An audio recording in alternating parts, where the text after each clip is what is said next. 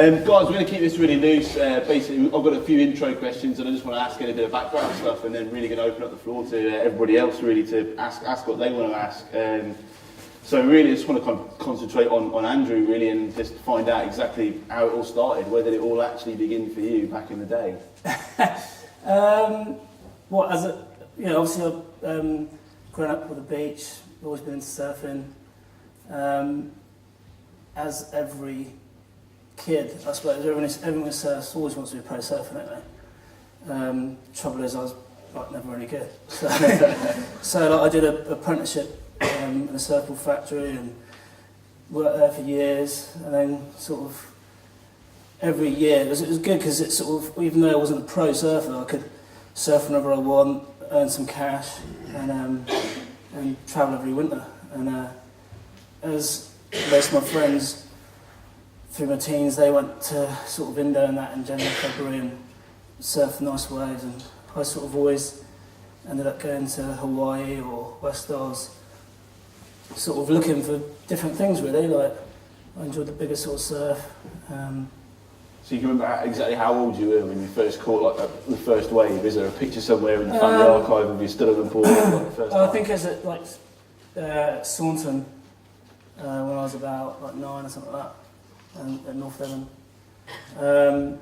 That's where it all sort of started. My parents actually, we lived in Plymouth and then we moved to North Devon, and my dad, and I was pretty upset about this, and my dad, to sort of, as a sort of a sorry I suppose for moving, bought me a surfboard, and that was his biggest mistake. He regrets it now. Cost him ever since. Yeah, it's cost him ever since, yeah. So that's how it went. So I do a little bit of surfing sometimes, and I go down to the beach, and if the surf's looking particularly big and my mates are all pretty amped for it, I'm kind of thinking about that dodgy sports injury that I don't know if I can go in today, guys. Yeah, I'll go around the corner, maybe it's a little bit smaller, But how do you kind of then just rationalise in your own mind? You get there, you see it. Well, it's a third, everyone has strengths and different things, don't they? I've got friends who are really good surfers and they want it to be always slightly onshore so they can do big airs.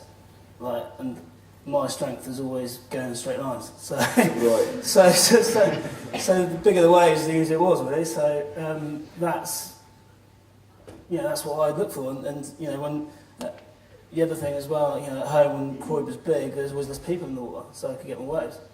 So wherever I would go to Putsborough or maybe Lynmouth or something like that, I'd always want to go surf Croyde because there'd be no one out. Amazing. Right. Okay. So you've obviously been invited away by this guy Garrett over to Portugal. The swell's going to be really, really big, and you're travelling there with this guy who's got a world reputation for doing what he does, surfing some of the biggest waves or the biggest waves on the planet. Kind of what's going through your mind as you're kind of travelling there, really to kind of get fixed for it. Well, sort of the thing.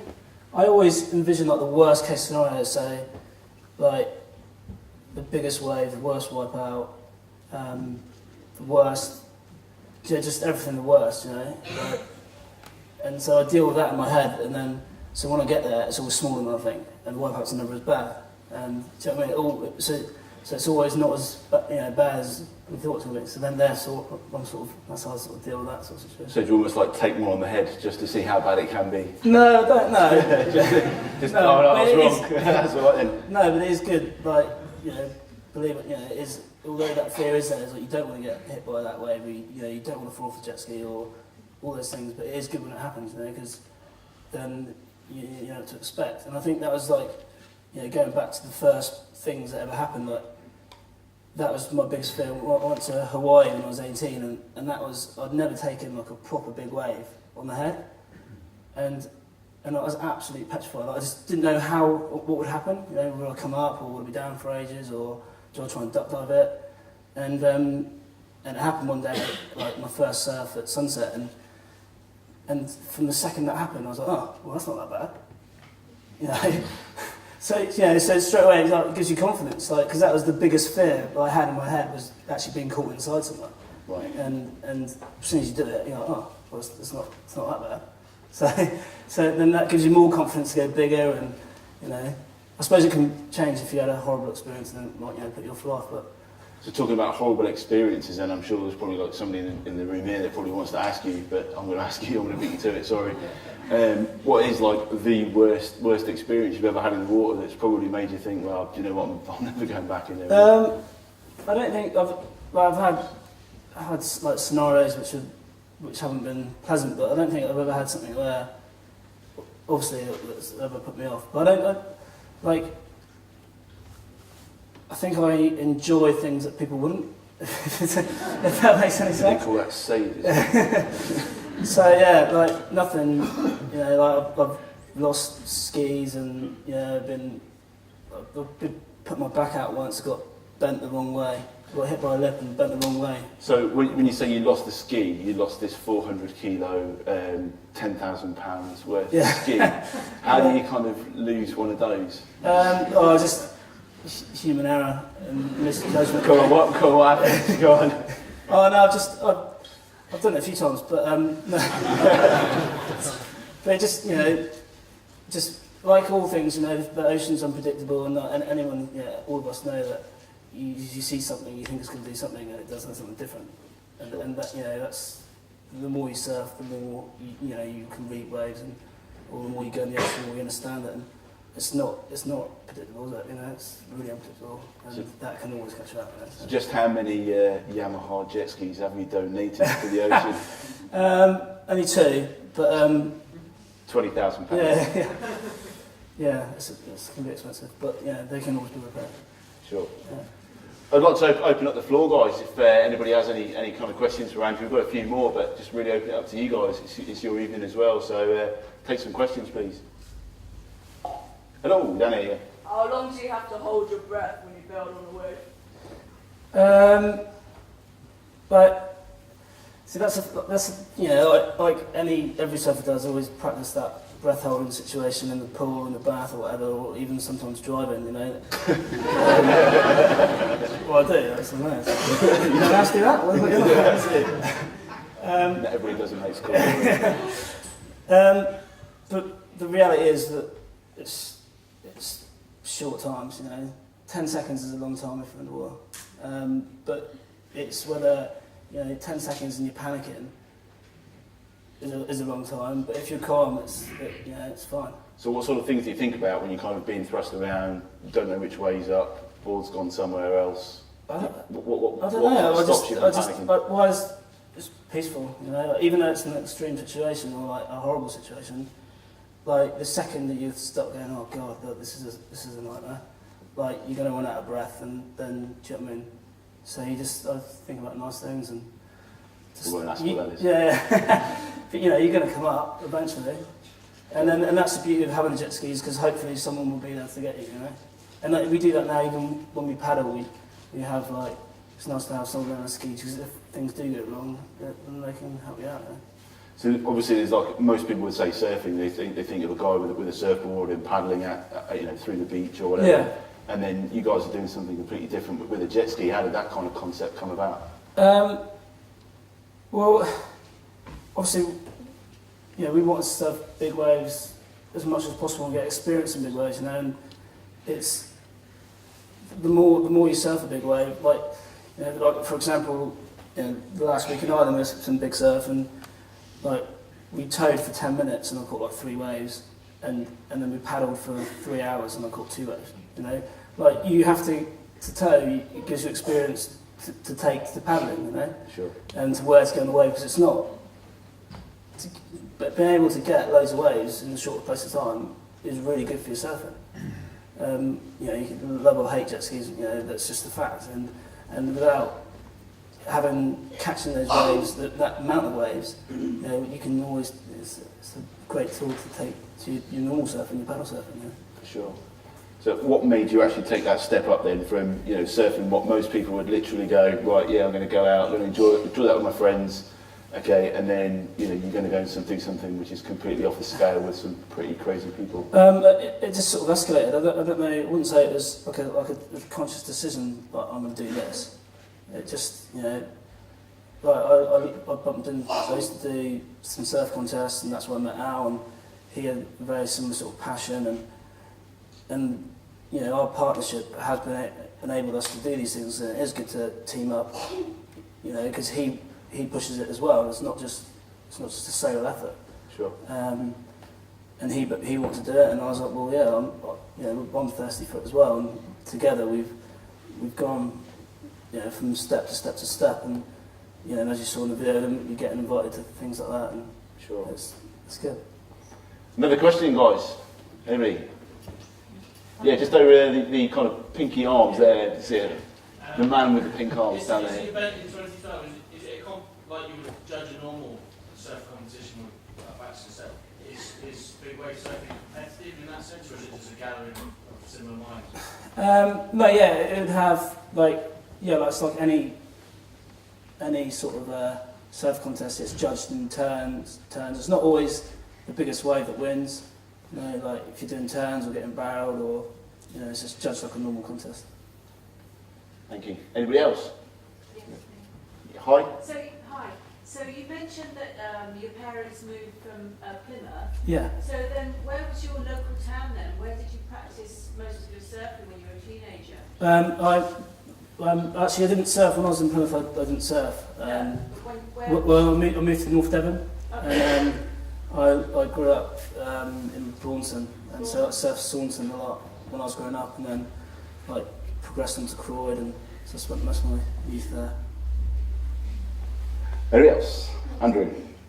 Yeah, I'd like to ask, how big is too big for you, Andrew, and where will it end for you? That's my last question. It's I don't know. It's nothing's ever too big. I think you sort of faced. It's never that big very often, so I don't think you ever wouldn't want to do it. If it's big, it's only going to be big for a day, and why waste it? Opportunities only come once, don't they? So I think it's always, I'd be devastated if I just sat there and watched big waves and never went out and didn't even try to surf one, And there has, myself and I, especially out in the beginning, we did go out and buy ourselves, looking back, really foolish and stupid. We used to go to sea, just the two of us, no phone, no communication, and just go surf some waves in Ireland, and pretty foolish probably, but looking back, but I'm glad I did it, because if you sit around waiting for people to come with you, it's not always going to happen, is it? So we sort of took that step to do it and get it done, rather than sit at home and all go and surf the peak, at 4 foot, and then went that next step, which some people would say that was foolish and dangerous, but at the same time, it was a goal, and we wanted to do it. So. What do you have your best big waves for? Well, I spent the last 5 years. I spent a lot of time in Ireland, and without a doubt, I think the best big waves are probably there. There's a lot of slabs and open ocean sort of waves, and so I think because I put the most amount of time in there, I've had my best big waves there. But the biggest waves I've seen, this was in November in Portugal. That's the biggest that I've seen. Can you tell us a little bit more about that with the 90-foot wave that was kind of widely publicised and stuff? Yeah. Again, because obviously the movie was shot in 2010, and they invited us back again last October and November, and I spent quite a bit of time to and fro down there for swells, which they're going to make another a documentary coming out this year. And again, we knew that this place, for some reason, it doesn't even have to be, the swell doesn't have to be that big, but it just needs to be the right direction, and the waves are just huge. They sort of, I think they almost join together in double. So if it's 30 foot, you'll get 60-foot peaks coming through. Just while you're talking about the size there, you say 60 foot, 90 foot, 30 foot, 6 foot. Can you kind of rationalise what that would mean in a physical term? Yeah, I don't know. Something these guys could understand. Yeah, a reference point. To be honest, I don't even really putting sizes on anything really, because it's just you have to see it to believe. I don't know, it's big. It's just, I don't know. I don't know. I'm not a great fan of putting sizes on things. It's big, really big, massive, or you know. Yeah, right. Yeah. There's a few guys in the audience that are thinking the same thing. Okay, brilliant. Any other questions, guys? Any other talk? Turn them down the front. Way to that side, is there actually any point in diving to the bottom, or do you just take? No, but especially if I've got, depending on where you are really, I usually try to sort of take it and get pushed in, because I don't want to go down and then come back up and be in the same spot. Because especially if it's in a bad spot, like I sort of usually make myself big and get blown in, especially if it's like massive. Massive. So no, it's not like, you know, if it's like 10, 12 foot, something like that, you know, like double overhead, you can always swim under those. But if it's bigger than that, like, yeah, you ain't swimming under anything. Yeah, you're gonna get rocked. Any others, guys? Sorry, hello, yeah, lady. Sorry. I just wondered if you could tell us a bit more about the event that's going to take place this year, when it might be, if you've got tickets, and how many people you might expect to come. I think that the event is obviously with that sort of things you can. But I've done quite a few events across the world, and they usually do like a waiting period, so like a 2-month waiting period. And the waiting period's October to December, and then they'll do like a 24-hour notice, so they'll see the storm, work out if it's going to be big, good, you know what the winds are, and then they'll let the surfers know, and then they'll get 24 hours to get there. I think there's about 10 teams from around the world that will come. Like some guys will probably maybe spend 2 months there, and other guys will do the normal thing and then get last minute flights down over there. Cheers.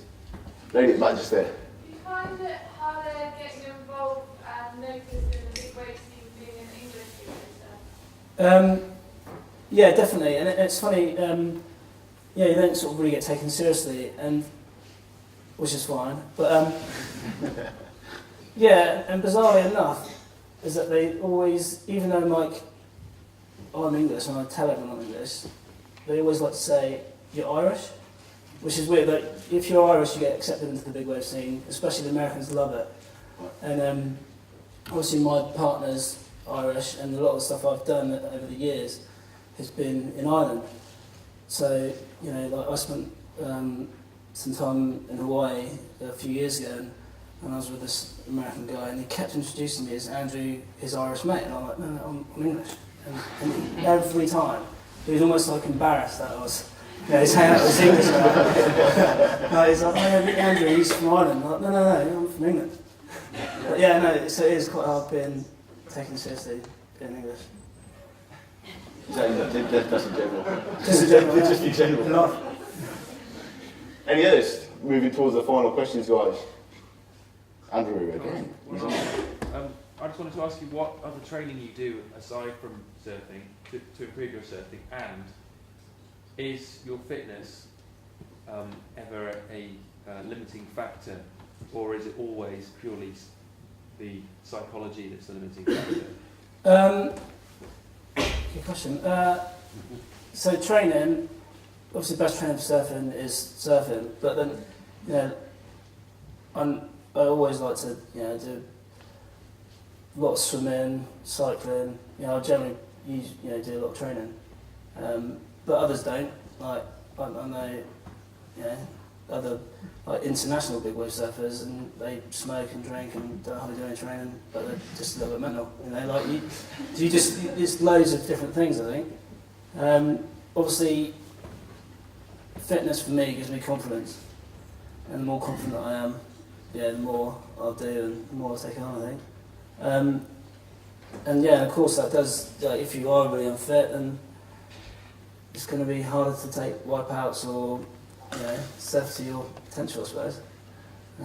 Sort of talking about you surfing to your full potential, noticed on the video there you kind of got a knee brace on. Is that, tell us a little bit more about that? Well, yeah, I've been plagued with bad knees since I was like 18. I've snapped my ACL. Well, I snapped my ACL once when I was 18, then the reconstruction, then broke it again, and had like a second reconstruction. So I got notoriously got bad knees. So Which is pretty good when you're dodging chop and...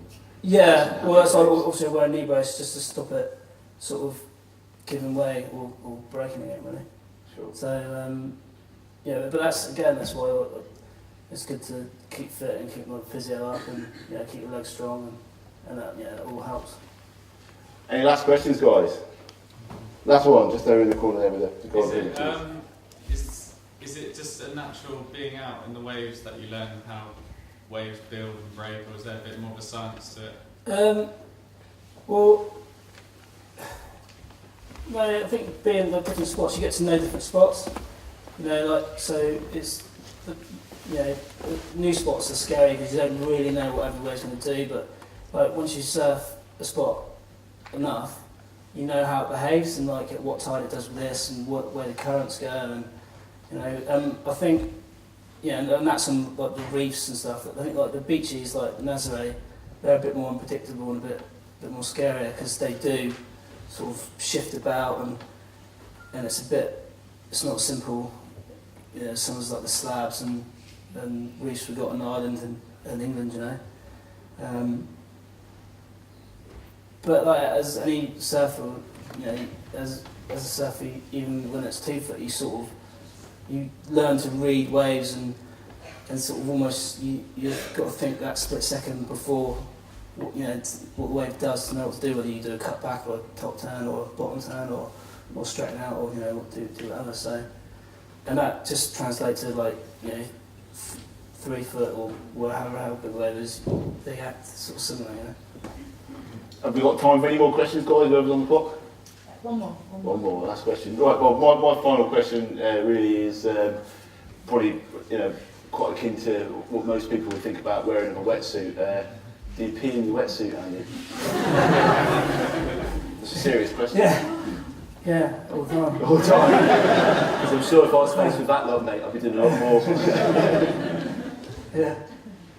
Well, I'd like to say thanks for allowing me to ask you some questions, guys, and I'd like to put your hands together.